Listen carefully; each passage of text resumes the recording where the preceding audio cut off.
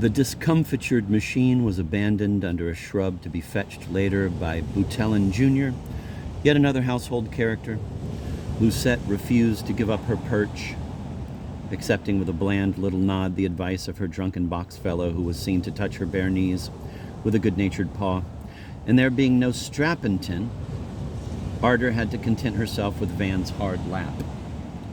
It was the children's first bodily contact, and both were embarrassed. She settled down with her back to Van, resettled as the carriage jerked and wriggled some more, arranging her ample pine-smelling skirt, which seemed to envelop him airily, for all the world like a barber's sheet. In a trance of awkward delight, he held her by the hips.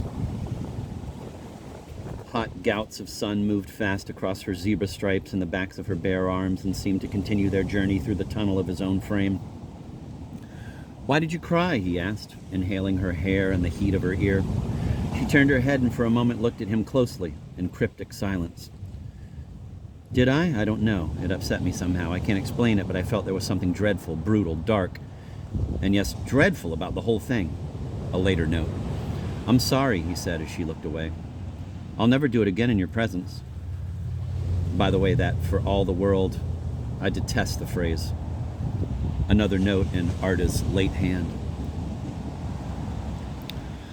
With his entire being, the boiling and brimming lad relished her weight as he felt it responding to every bump of the road by softly parting in two and crushing beneath it the core of the longing, which he knew he had to control lest a possible seep perplex her innocence. He would have yielded and melted in animal laxity had not the girl's governess saved the situation by addressing him. Poor Van shifted Ardor's bottom to his right knee, blunting what used to be termed in the jargon of the torture house the angle of agony.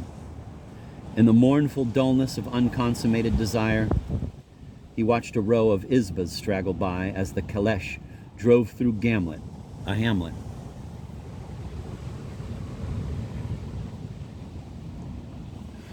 "I can never get used, mi far," said Mademoiselle Lapereur, "to the contrast between the opulence of nature and the squalor of human life. See that old Mujik Descharnay with that rent in his shirt. See his miserable caban. And see that agile swallow. How happy nature.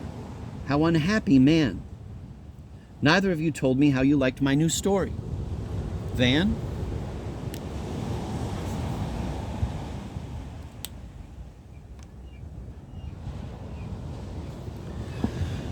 It's a good fairy tale, said Van. "It's a fairy tale," said careful Ardor. "Allons donc," cried Mademoiselle Lariviere. "On the contrary, every detail is realistic. We have here the drama of the petty bourgeois, with all his class cares and class dreams and class pride." True, that might have been the intent apart from the point assassin, but the story lacked realism within its own terms, since a punctilious, penny-counting employee would have found out, first of all, no matter how, quit à tout dire à la veuve, what exactly the lost necklace had cost. That was the fatal flaw in the Lariviere pathos piece, but at the time young Van and younger Ardor could not quite grope for that point, although they felt instinctively the falsity of the whole affair.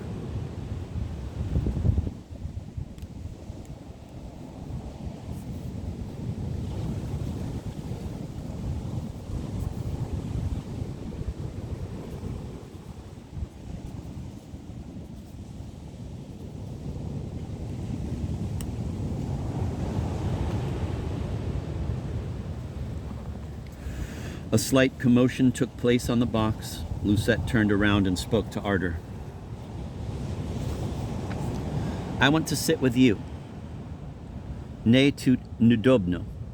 I at nego nahorosho paknet. I'm uncomfortable here, and he does not smell good." "We'll be there in a moment," retorted Ardor. "Poterpi, have a little patience." "What's the matter?" asked Mademoiselle Lariviere. "Nothing. Il peut."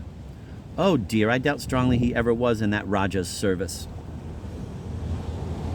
Chapter 14. Next day, or the day after the next, the entire family was having high tea in the garden. Ardor on the grass kept trying to make an anadem of marguerites for the dog, while Lucette looked on, munching a crumpet. Marina remained for almost a minute, wordlessly stretching across the table, her husband's straw hat in his direction. Finally, he shook his head, glared at the sun that glared back, and retired with his cup and the Toulouse Inquirer to a rustic seat on the other side of the lawn under an immense elm.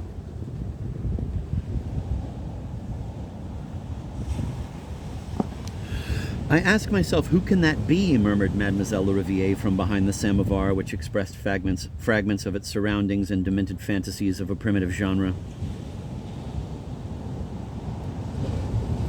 As she slitted her eyes at a part of the drive visible between the pilasters of an open-work gallery. Van, lying prone behind Ardor, lifted his eyes from his book, Ardor's copy of Atala. A tall, rosy-faced youngster in smart riding breeches dismounted from a black pony. "It's Greg's beautiful new pony," said Ardor. Greg, with a well-bred boy's easy apologies, had brought Marina's platinum lighter, which his aunt had discovered in her own bag. "Goodness, I've not even had time to miss it. How is Ruth?" Greg said that both Aunt Ruth and Grace were laid up with acute indigestion, not because of your wonderful sandwiches, he hastened to add, but because of all those burnberries they picked in the bushes. Marina was about to jingle a bronze bell for the footman to bring some more toast, but Greg said he was on his way to a party at the Countess de Pray's. "Rather soon, Scorovato, she consoled herself," remarked Marina, alluding to the death of the Count killed in a pistol duel on Boston Common a couple of years ago. "She's a very jolly and handsome woman," said Greg. "And 10 years older than me," said Marina. Now Lucette demanded her mother's attention. "What are Jews?" she asked. "Dissident Christians," answered Marina. "Why is Greg a Jew?" asked Lucette. Why, said Marina, "because his parents are Jews." "And his grandparents?" "His arrière-grandparents. I really wouldn't know, my dear. Were your ancestors Jews, Greg?" "Well, I'm not sure," said Greg. "Hebrews, yes, but not Jews, in quotes. I mean, not comic characters or Christian businessmen. They came from Tartary to England 5 centuries ago. My mother's grandfather, though, was a French marquis who I know belonged to the Roman faith and was crazy about banks and stocks and jewels. So I imagine people may have called him un juif.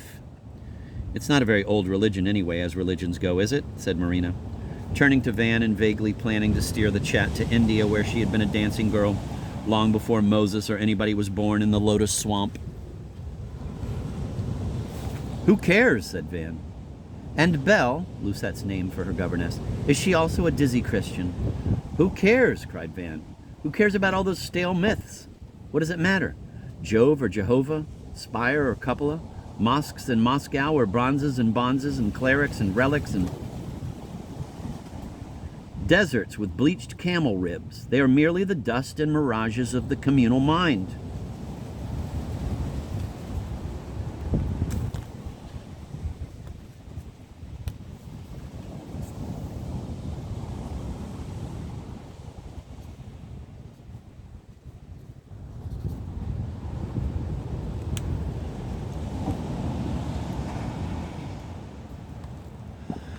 "How did this idiotic conversation start in the first place?" Ardor wished to be told, cocking her head at the partly ornamented dactyl or taxic. "Mea culpa," Mademoiselle Lariviere explained with offended dignity. "All I said at the picnic was that Greg might not care for ham sandwiches because Jews and Tartars do not eat pork." "The Romans," said Greg, "the Roman colonists who crucified Christian Jews and Barabbas and other unfortunate people in the old days, did not touch pork either, but I certainly do, and so did my grandparents." Lucette was puzzled by a verb Greg had used. To illustrate it for her, Van joined his ankles, spread both arms horizontally, and rolled up his eyes. "When I was a little girl," said Marina crossly. "Mesopotamian history was taught practically in the nursery." "Not all little girls can learn what they are taught," observed Ardor. "Are we Mesopotamians?" asked Lucette. "We are Hippopotamians," said Van. "Come," he added, "we have not yet plowed today." A day or two before, Lucette had demanded that she be taught to hand walk. Van gripped her by her ankles while she slowly progressed on her little red palm, sometimes falling with a grunt on her face or pausing to nibble a daisy. Dak barked in strident protest. "Et pourtant," said the sound-sensitive governess, wincing.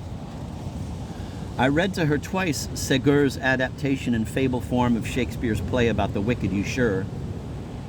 She always knows my revised monologue of his mad king, said Arder. Ce beau jardin fleurit in my in hiver. Jamais, jamais, jamais, jamais, jamais, ne vert, ne vert, ne vert, ne vert, ne vert.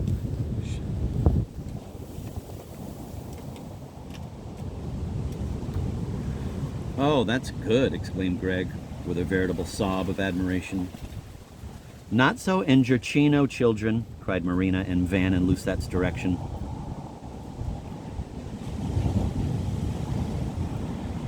Elle devient pourpre. She is getting crimson, commented the governess. I sustain that these indecent gymnastics are no good for her. Van, his eyes smiling, his angel-strong hands holding the child's cold carrot soup legs just above the insteps, was plowing around with Lucette acting the Sulla. Her bright hair hung over her face, her panties showed from under the hem of her skirt, yet she still urged the plowboy on.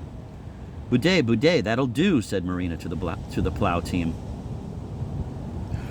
Van gently let her legs down and straightened her dress. She lay for a moment, panting. I mean, I would love lending him to you for a ride any time, for any amount of time. Will you? Besides, I have another black. But she shook her head. She shook her bent head while still twisting and twining her daisies. Well, he said, getting up, I must be going. Goodbye, everybody. Goodbye, Arder. I guess it's your father under that oak, isn't it? No, it's an elm, said Arder. Van looked across the lawn and said, as if musing, perhaps with just a faint touch of boyish show-off, I'd like to see that two-lice sheet, too, when Uncle is through with it. I was supposed to play for my school in yesterday's cricket game. Veen sick, unable to bat. River Lane humbled.